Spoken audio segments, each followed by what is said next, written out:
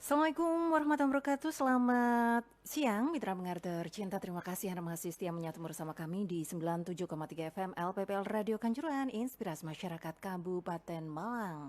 Seperti yang kita informasikan dan flyer sudah kita sebar di media sosial Radio Kanjuruhan bahwa di hari ini di Jumat tanggal 2 Juli 2021 mulai dari jam 1 siang kita hadirkan talk show dialog interaktif bersama Koalisi Perempuan untuk Kepemimpinan. Dan bahasan kita hari ini adalah tentang kelompok muda dalam SDGs. Sudah tersambung via Zoom mitra pendengar tercinta dari KPUK ada Ibu Juwita Hayuning Pratiwi SIP MIP.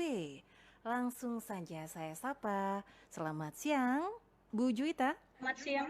Siang, Mbak. Iya, apa Suara kabar? saya terdengar baik? Terdengar dengan baik. Kabar baik, Bu Juwita? Alhamdulillah sehat. Alhamdulillah sehat.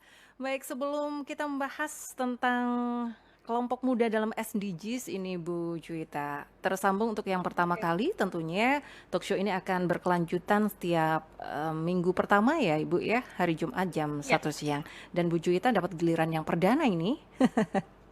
Ya, barangkali bisa disampaikan terlebih dahulu apa sih itu KPUK begitu, Koalisi Perempuan untuk Kepemimpinan.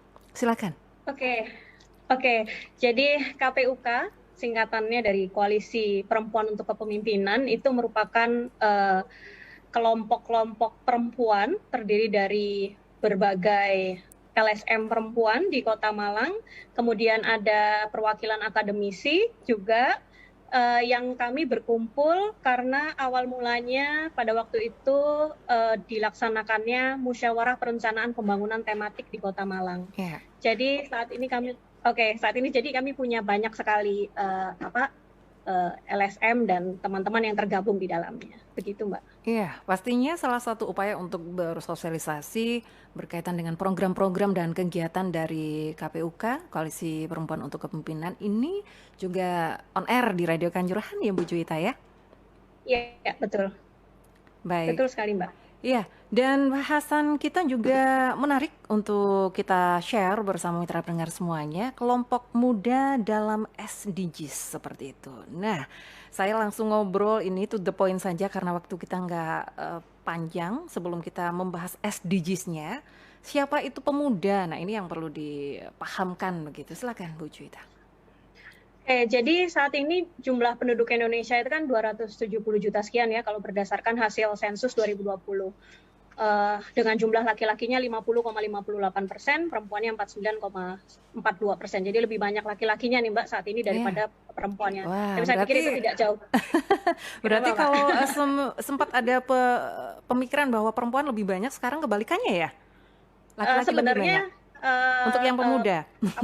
komposisi yang seperti itu lebih banyak laki-laki dari perempuan itu sudah jadi hasil sensus di tahun 2010 sebenarnya. Iya. Nah, kalau dalam konteks pemuda, pertanyaannya dari 270 sekian itu berapa persen nih pemudanya? Nah, kalau kita mau cari tahu berapa persen jumlah pemuda, sayangnya kalau antar negara batasan umur disebut pemuda berbeda-beda. Di Indonesia bahkan antar undang-undang itu juga batasan usia untuk disebut sebagai pemuda itu juga berbeda-beda. Akhirnya kalau paling mudah adalah mengikuti BPS ya, BPS. Jadi kalau BPS menyebutkan muda itu 16 sampai 29 tahun. Nah, maka kira-kira ada 23,86% saat ini penduduk Indonesia yang masuk kategori pemuda. Jadi sekitar 1/4 jumlah penduduk Indonesia itu kelompok muda Mbak saat ini. Iya. Jadi seperti itu ya. Jadi kita sudah punya gambaran kalau versinya BPS 16 sampai 29 begitu ya. Jadi 1/4 dari penduduk Indonesia sekitar 23,86% ini adalah pemuda. Nah, kemudian kita menggiring ini berkaitan dengan tema kita hari ini, kelompok muda dalam SDGs. SDGs itu sebetulnya apa ini, Bu Juwita? Oke, jadi kalau SDGs singkatan dari Sustainable Development Goals ini kan kelanjutan dari Millennium Development Goals ya. MDG sendiri itu disepakati sama negara-negara anggota PBB tahun 2000 berakhir 2015. Kemudian sejak 2016 karena pemerintah Indonesia merupakan salah satu dari negara-negara yang menyepakati agenda SDGs, maka kita mulai 2016 sampai 2030 itu melaksanakan Sustainable Development Goals. Nah, Sustainable Development sendiri itu merupakan satu pendekatan di dalam pembangunan yang mencoba untuk menyeimbangkan 3 aspek, diantaranya aspek ekonomi, yang kedua aspek sosial, dan yang terakhir adalah aspek lingkungan. Itu gambaran umum tentang Sustainable Development Goals. Dari 3 aspek ini, salah satu prinsip yang penting mungkin di dalam Sustainable Development adalah prinsip inklusivitas, Mbak. Jadi disingkat mereka mengenalnya menyebutnya sebagai LNOB, Leaving No One Behind. Tidak ada seorang pun yang ditinggal. Begitu betul. di dalam SDGs. Termasuk kelompok pemuda tidak boleh ditinggal.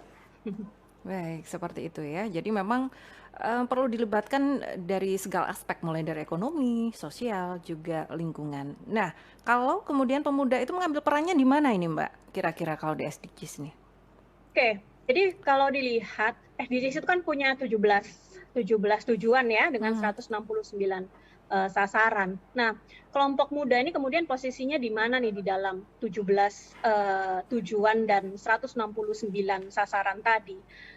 Secara spesifik dari 169 sasaran yang ada di SDGs, ada 13 yang secara langsung menyebut kata muda dan pemuda, meskipun bukan berarti tidak bisa masuk pada tujuan atau sasaran yang lainnya ya. Tapi yang secara harfiah menyebut, secara spesifik menyebut muda dan pemuda itu 13 tadi. Nah, kelompok muda di mana? Nah, kita saat ini 2020 sampai 2030, ini kan kata BPS lagi, itu kan kita lagi di masa bonus demografi nih katanya, di mana komposisi penduduk usia produktifnya lebih banyak daripada penduduk usia non-produktif. Artinya jumlah pemudanya ini di 2020 dan sampai 2030 ini nanti akan punya peran yang posisi yang penting banget, Mbak. Dan kalau kata BPS katanya yang paling banyak nanti usia produktifnya di 2028 sampai 2030. Nah, pemuda dalam hal ini sebenarnya bisa kita lihat dalam 2 sisi sekaligus ya. Dari sisi yang pertama kita bisa lihat pemuda sebagai objek pembangunan, artinya kita bisa lihat pemuda itu sebagai objek dari intervensi kebijakan-kebijakan pembangunan, misalnya di masa pandemi ada kartu prakerja ya Mbak ya. Betul. Misalnya kemudian ada kebijakan pendidikan seperti MBKM sekarang, Merdeka Belajar, Kampus Merdeka, itu pemuda sebagai objek pendidikan, tapi melalui bonus demografi yang saya sebutkan tadi, berarti pemuda itu punya potensi yang besar untuk menjadi subjek pembangunan. Seperti itu, Mbak. Baik, jadi lebih mungkin ke subjeknya ya daripada jadi objek terus begitu ya. Berarti ini memang bisa mengambil di berbagai aspek untuk bisa berperan dalam pendekatan dalam pembangunan dalam SDGs ini sendiri. Nah, isu-isu kelompok muda dalam SDGs sekarang ini yang lagi hangat apa sih Mbak, Bu Juwita? Oke, Mbak. Saya masih muda soalnya panggilnya Mbak gitu. Gimana di Bu Juwita? Baik, jadi ada beberapa isu pembangunan yang saya pikir perlu di-highlight dalam kaitannya dengan pemuda. Misalnya yang pertama soal isu pendidikan. Jadi tahun 2020 rata-rata lama sekolah kita, hasil sensus yang 2020 ya, rata-rata lama sekolah kita masih 10,78 tahun. Artinya kira-kira kelas 1 SMA, Mbak. Nah, ini kan berarti menunjukkan kita belum benar-benar free 12 tahun semua ya. Betul. Itu yang pertama. Yang kedua, aksesibilitas pendidikan. Hanya 10,36% loh pemuda yang bisa menamatkan perguruan tinggi. Terus masalah yang lain misalnya soal pernikahan dini. Memang batasan undang-undang saat ini sudah minimal 19 tahun ya, udah dinaikin. Betul. Tapi permohonan dispensasi menikah itu juga tetap tinggi, bahkan di masa pandemi ini semakin melonjak. 34.000 permohonan dispensasi menikah dini. Lalu yang ketiga soal pekerjaan. 6 dari 10 pemuda saat ini masih tinggal bersama keluarga. Terus tingkat pengangguran terbuka juga meningkat saat ini, terutama karena masa pandemi ya. Dan pada 2020 ada 14,28% penduduk usia kerja yang terdampak COVID-19. Ini belum lagi kita cek kalau di masalah kesehatan, kemudian masalah lingkungan. Kalau kesehatan misalnya, saat ini ada catatan 7 dari 10 pemuda itu punya BPJS. Tapi dari 7 orang itu, 53,36%-nya itu penerima bantuan iuran. Artinya mereka tidak mampu membayar iuran sehingga mereka masuk dalam kategori penerima bantuan iuran. Itu beberapa masalah pemuda yang saya pikir perlu di-highlight, Mbak. Dari pendidikan, kemudian tadi pekerjaan, masalah kesehatan, pernikahan dini juga ya, isu-isu hangat berkaitan dengan isu-isu kelompok muda dalam SDGs. Nah, kalau kemudian tantangan kelompok muda dalam SDGs sendiri seperti apa ini, Bu Juwita? Bagaimana, Mbak? Mohon maaf. Untuk tantangan kelompok muda dalam SDGs seperti apa? Iya, jadi dari beberapa tujuan SDGs saja ya, misalnya tujuan yang pertama no poverty, tidak ada kemiskinan. Saat ini kemiskinan dari yang pada tahun 2019 sempat dibanggakan pemerintah Jokowi ya karena hanya 1 digit 9%, saat ini posisinya 10,19%. Itu dari satu aspek saja, no poverty. Kemudian dari aspek yang keempat soal pendidikan, UNICEF mencatat justru 1% saat ini anak Indonesia itu mengalami putus sekolah. Ini belum kalau kita ngomong soal gender equality, di mana masih ada disparitas rata-rata lama sekolah antara anak laki-laki dengan anak perempuan di Indonesia. Kemudian soal air bersih dan sanitasi juga di tujuan ke berapa? 6. Jadi di Indonesia itu soal air bersih dan sanitasi belum benar-benar kita full open defecation free ya, ODF ya. Kalau kita ke wilayah Indonesia bagian timur misalnya itu masih belum ODF. Tapi jangankan di luar Jawa, saya tahun kemarin pergi ke salah satu desa di wilayah Kabupaten Kediri, ternyata mereka juga belum ODF. Jadi mereka belum buang air dengan higienis begitu, Mbak. Iya.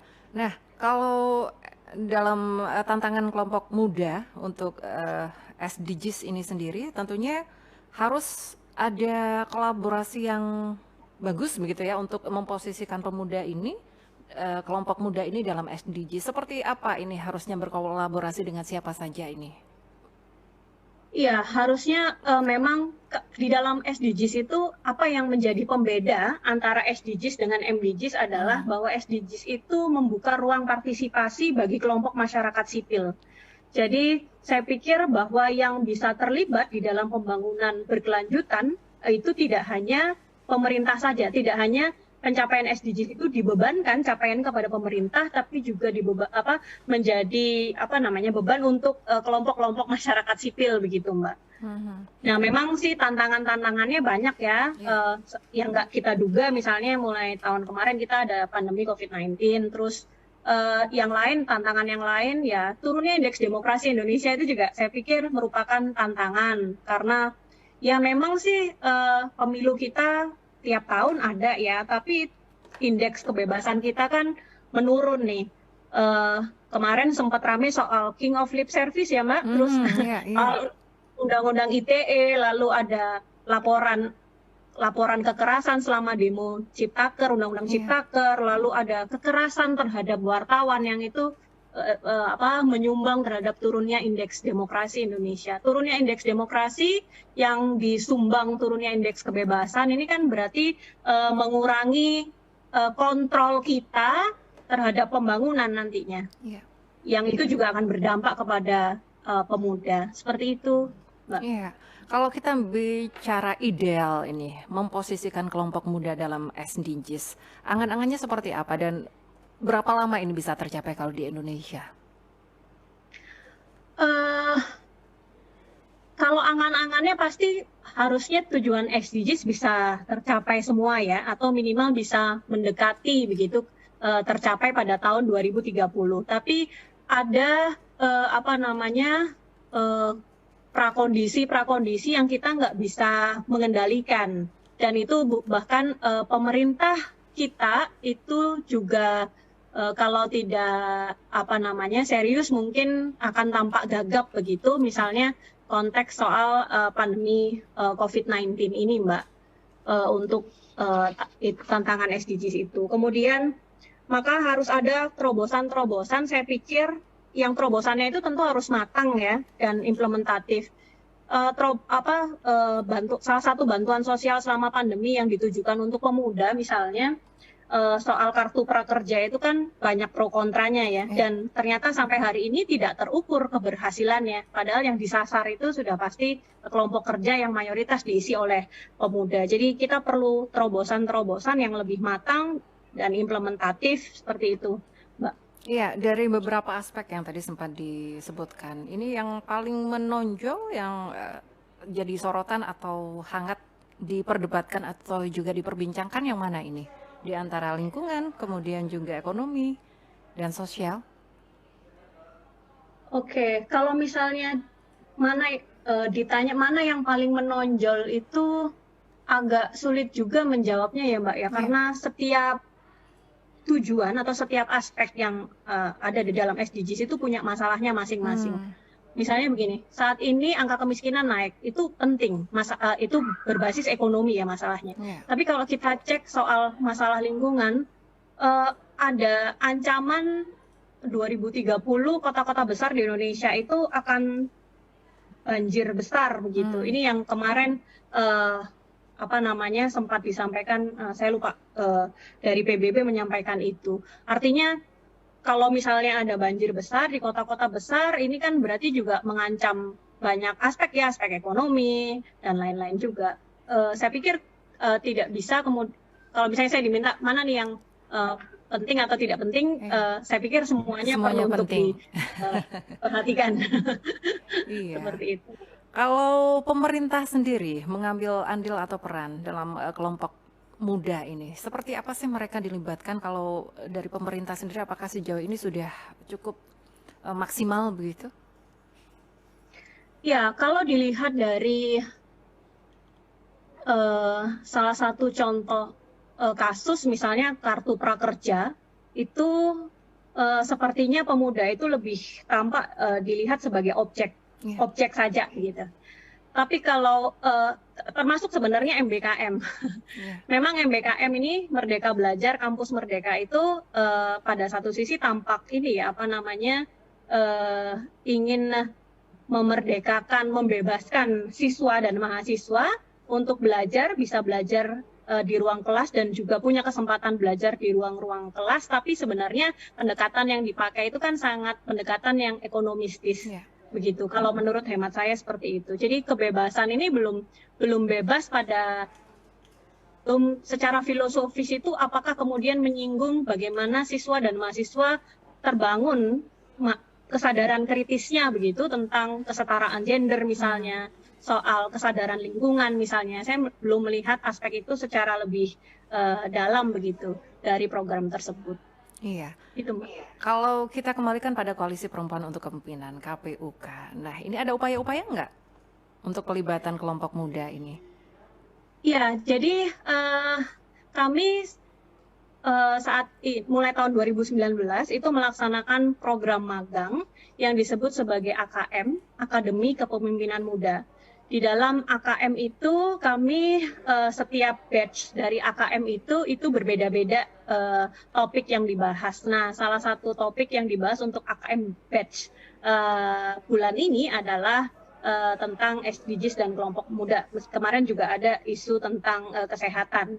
Nah, kemudian di batch yang dulu sebelumnya kita bicara soal sampah makanan. Ada banyak isu-isu sosial yang kita kita diskusikan bersama-sama dengan mahasiswa-mahasiswa ya. Harapannya itu bisa menumbuhkan kesadaran kritis mereka tentang kondisi sosial politik yang ada di Indonesia. Nah, AKM mulai 2020 karena pandemi ini kemudian dilaksanakan secara daring AKM-nya nih Mbak. 2019 kami sempat AKM-nya itu bertemu langsung offline, kemudian selama pandemi kita AKM-nya luring. Daring. Daring ya. Ya, memang cukup terkendala dengan kondisi pandemi seperti ini ya, Bu Juwita ya. Betul. Efektivitas penyampaian materi kan tentu agak sulit kemudian diukur. Iya, kalaupun tidak pandemi nanti Bu Juwita bisa langsung datang ke Radio Kanjuruhan.